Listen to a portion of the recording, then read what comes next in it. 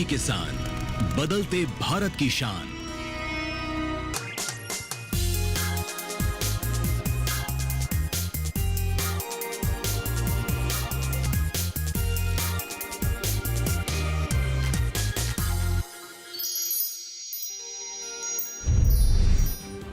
PM Modi ने IMD के 150वें स्थापना दिवस के मौके पर मिशन मौसम किया लॉन्च। मिशन मौसम पूर्वानुमान क्षमताओं को बढ़ाएगा और जलवायु परिवर्तन से निपटने में करेगा मदद। केंद्र सरकार ने सोयाबीन किसानों को दिया बड़ा तोहफा। महाराष्ट्र के किसान 31 जनवरी तक और राजस्थान के किसान 4 फरवरी तक एमएसपी पर बेच सकेंगे सोयाबीन। और महंगाई के मोर्चे पर मिली राहत। रबी सीजन में बढ़िया बुआई और खाने पीने की चीजों के दाम घटने से खुदरा महंगाई दर 4 महीने के सबसे निचले स्तर पर पहुंची।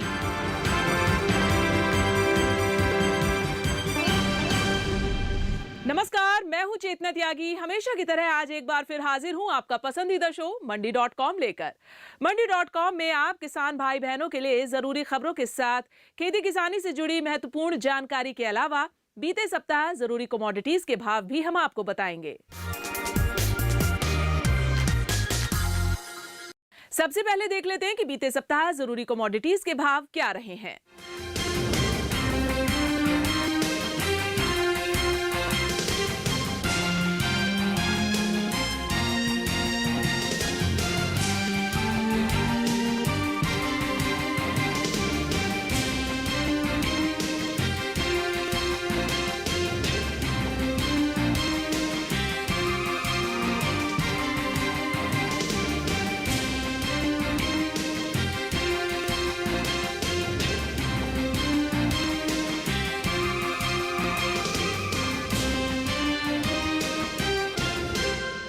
और अब एक नजर डाल लेते हैं बीते सप्ताह की खेती किसानी की बड़ी खबरों पर।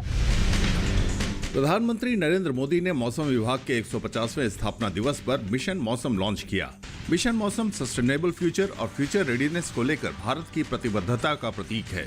यह मिशन भारत को मौसम की विभिन्न परिस्थितियों के लिए तैयार रहने और जलवायु के प्रति जागरूक बनाने के लिए डिजाइन किया गया है। इसमें मौसम की भविष्यवाणी करने की तकनीक को बेहतर बनाना और जलवायु परिवर्तन से निपटने की तैयारी शामिल है। इसके साथ ही आईएमडी ने भविष्य के लिए अपनी योजना आईएमडी विजन 2047 भी जारी की है। इस महत्वाकांक्षी पहल का उद्देश्य भारत की मौसम पूर्वानुमान क्षमताओं में महत्वपूर्ण वृद्धि और जलवायु परिवर्तन के प्रति लचीलेपन को मजबूत करके भारत को weather ready climate smart nation बनाना है। इस मौके पर पीएम मोदी ने कहा कि आज हम मौसम विभाग यानी आईएमडी का 150 वर्ष सेलिब्रेट कर रहे हैं। ये सिर्फ मौसम विभाग की ही नहीं बल्कि भारत में आधुनिक साइंस और टेक्नोलॉजी की भी यात्रा है। भारत विश्व का सबसे बड़ा हल्दी उत्पादक, उपभोक्ता और निर्यातक देश है। हल्दी के निर्यात को 2030 तक $1 बिलियन तक पहुंचाने का लक्ष्य रखा गया है। इसके लिए केंद्र सरकार ने नेशनल हल्दी बोर्ड की स्थापना की है। ये बोर्ड हल्दी और हल्दी उत्पादों के विकास के लिए काम करेगा। इसके अलावा बोर्ड हल्दी के स्वास्थ्य और चिकित्सा गुणों के बारे में जागरूकता फैलाएगा। साथ ही हल्दी की पैदावार और व्यापार को बढ़ावा देने के लिए लॉजिस्टिक्स और आपूर्ति श्रृंखला को मजबूत करेगा। केंद्रीय वाणिज्य और उद्योग मंत्री पीयूष गोयल ने तेलंगाना के निजामाबाद में हल्दी बोर्ड के कार्यालय का उद्घाटन किया, जो हल्दी के प्रमुख उत्पादक क्षेत्रों में एक है। केंद्र सरकार ने महाराष्ट्र और राजस्थान में सोयाबीन किसानों को राहत दी है। यहां सोयाबीन खरीद की समय सीमा बढ़ा दी गई है। कृषि मंत्री शिवराज सिंह चौहान ने बताया कि ये फैसला राज्य सरकारों के अनुरोध पर किया गया है। महाराष्ट्र में समय सीमा 31 जनवरी और राजस्थान में 4 फरवरी तक बढ़ाई गई है। पहले समय सीमा क्रमशः 12 जनवरी और 15 जनवरी थी। कृषि मंत्री ने कहा कि सरकार ने किसानों की जरूरतों को ध्यान में रखते हुए ये फैसला किया है। तेलंगाना से भी 25,000 टन की अतिरिक्त खरीद को मंजूरी दी गई है। वहां पहले ही 59,508 टन का लक्ष्य प्राप्त किया जा चुका है। अब तक देश भर में सोयाबीन की कुल खरीद 13.68 लाख टन हुई है। महाराष्ट्र और राजस्थान में खरीद प्राइस सपोर्ट स्कीम के तहत की जा रही है। महंगाई के मोर्चे पर आम आदमी के लिए राहत भरी खबर है। दिसंबर में भारत की खुदरा महंगाई दर 4 महीने के सबसे निचले स्तर 5.22% पर आ गई।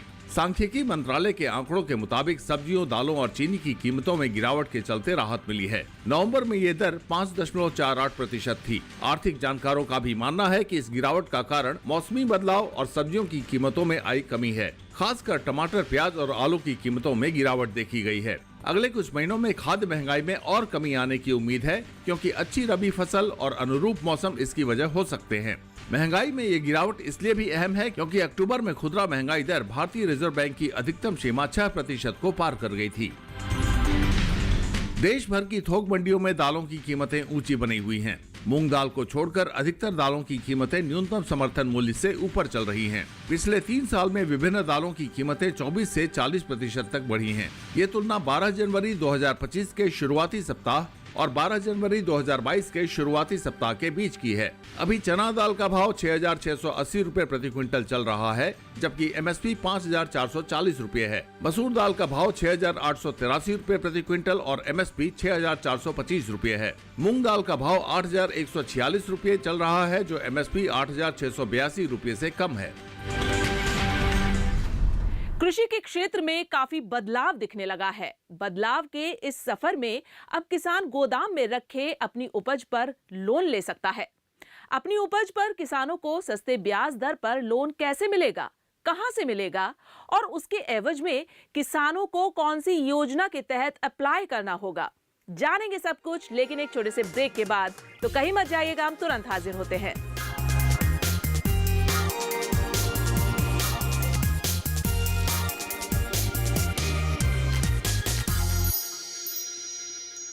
दादू, आग का तारा मतलब? बहुत प्यारा, बिल्कुल तुम्हारे जैसा। पापा, ऑनलाइन फॉरेक्स ट्रेडिंग पर best offers, high returns, bonus deposit और इनाम जीतने का मौका। हाँ बैल, मुझे मार मतलब? मुसीबत को बुलाना तुम्हारे पापा जैसे। आरबीआई कहता है आकर्षक ऑफर्स का लालच देने वाले अनधिकृत प्लेटफॉर्म्स पर फॉरेक्स ट्रेडिंग करना यानी अपने पैरों पर कुल्हाड़ी मारना। इसका मतलब? इन्हीं से पूछो। समझा पापा। आरबीआई कहता है जानकार बनिए, सतर्क रहिए।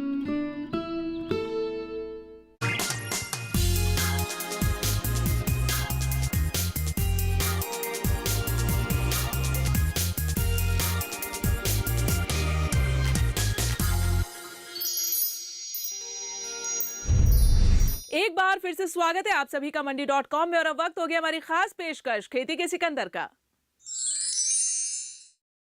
देश के करोड़ों किसानों को मान्यता प्राप्त गोदाम में रखे उनके उपज पर लोन देने के लिए कई साल पहले से ENWR योजना की शुरुआत की गई है। इस योजना के तहत किसानों को गोदाम में रखे अनाज पर लोन मिलता है। ENWR यानी कि इलेक्ट्रॉनिक नेगोशिएबल वेयरहाउस रसीद क्या है और कैसे किसान इससे जुड़कर फायदा उठा सकते हैं, देखिए मंडी.com की इस खास रिपोर्ट में।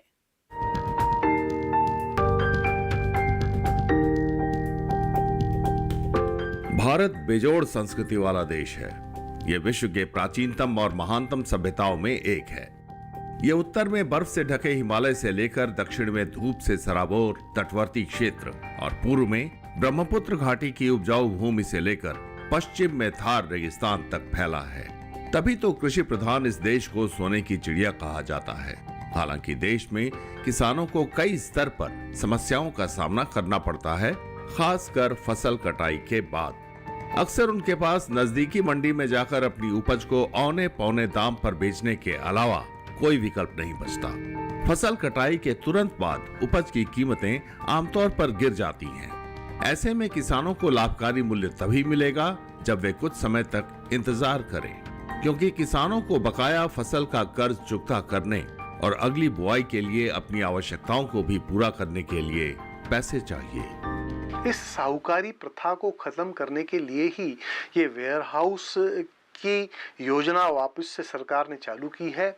और वेयरहाउस रिसिप्ट के अगेंस्ट में जो लोन का, जो फाइनेंसिंग का प्रावधान है बैंकों द्वारा और आरबीआई द्वारा, ये भी इसीलिए किया गया है कि किसान को 25-50 हज़ार रुपये, 1 लाख रुपए लेने के लिए भटकना न पड़े, किसी प्राइवेट आदमी के पास न जाना पड़े।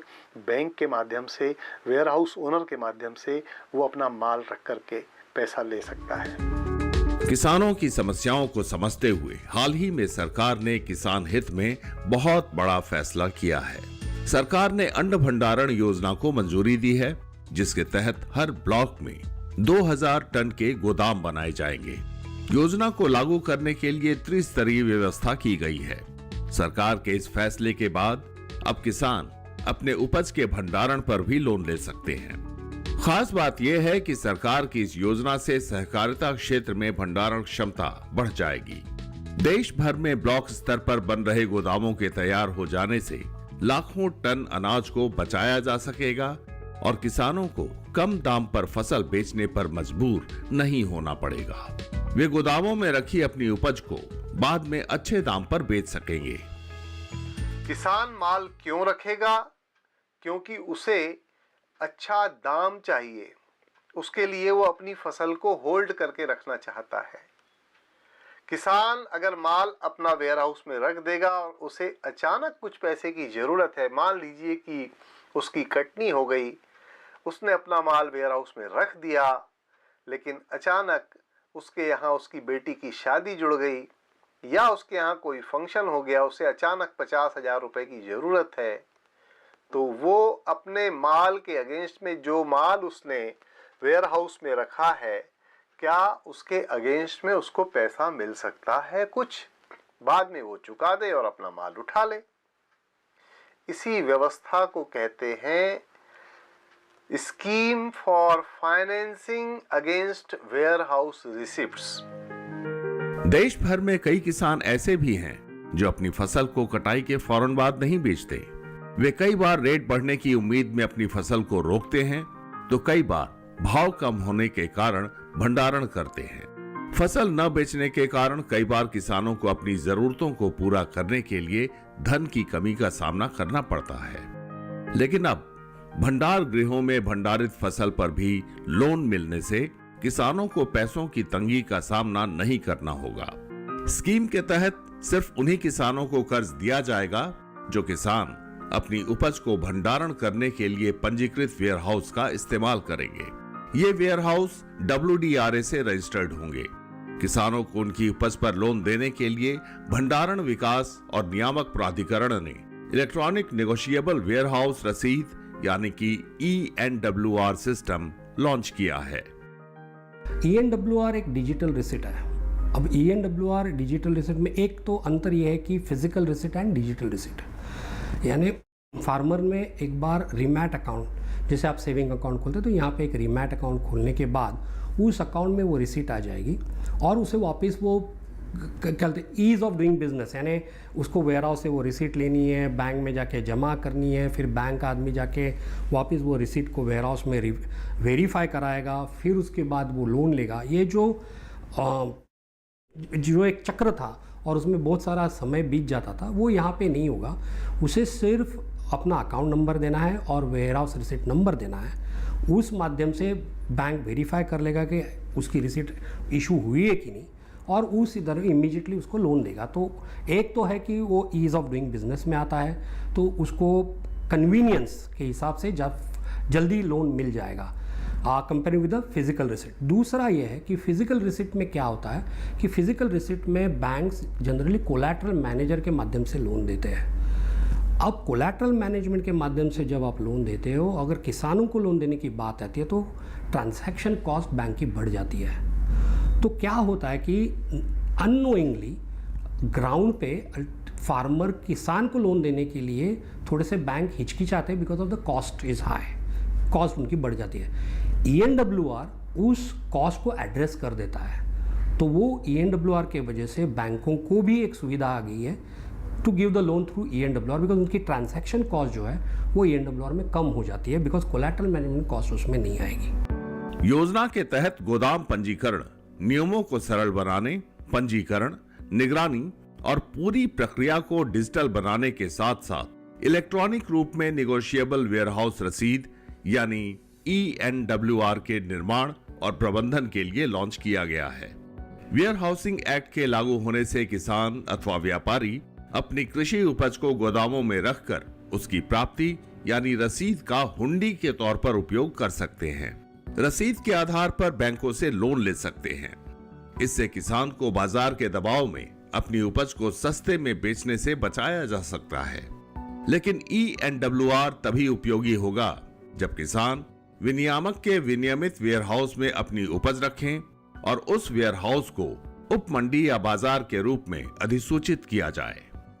किसी भी चीज़ को मैंडेटरी करने के पहले सरकार ये देखना चाहती है कि इसमें किस हिसाब से लोगों को बेनिफिट मिल रहा है।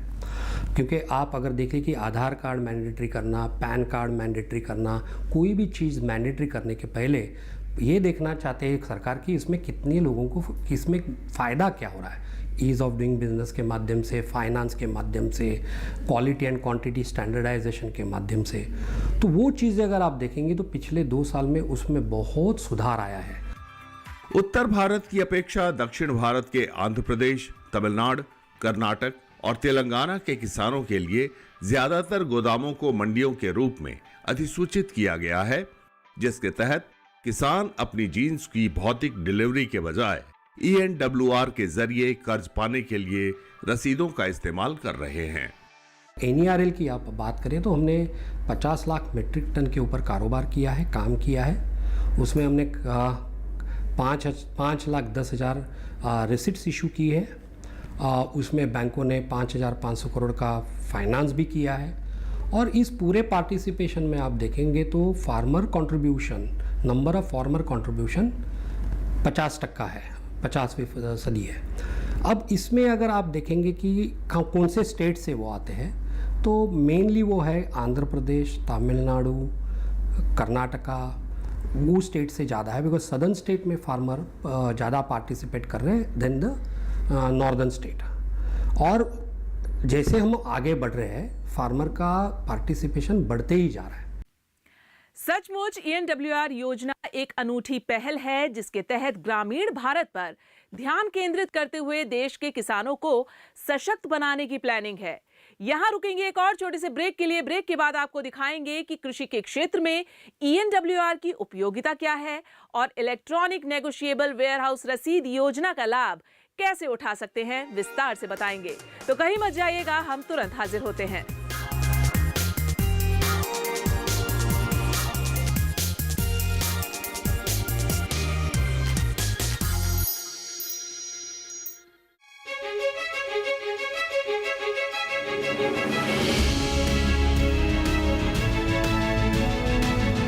पशुपालकों की सुविधाओं के लिए आपने ई-पहल योजना चलाई है। ये योजना क्या है, किस तरह से काम करती है? हमने 536 गाड़ियां ऐसी है जो चलता फिरता हॉस्पिटल के रूप में काम कर रही है और पूरे राजस्थान भर में 8 जिले में काम कर रही है। पशुपालन और डेयरी के उद्योग को अपनाएं। इसके लिए युवाओं को कैसे आप जोड़ रहे हैं? बजट में भी अभी मुख्यमंत्री जी ने घोषणा की है 2000 बूथ समितियां खोलेंगे, नए बूथ भी खोलेंगे। जो नई बूथ समितियां खोलेगी वहाँ पर युवाओं को अब भी अवसर मिलता है, वहाँ पर महिलाओं को भी अवसर मिलता है, वहाँ किसानों को भी अवसर मिलता है। देखिए खास मुलाकात राजस्थान के कैबिनेट मंत्री पशुपालन, डेयरी एवं गोपालन विभाग श्री जोराराम कुमावत जी के साथ 19 जनवरी रविवार शाम 7 बजे सिर्फ दूरदर्शन किसान पर।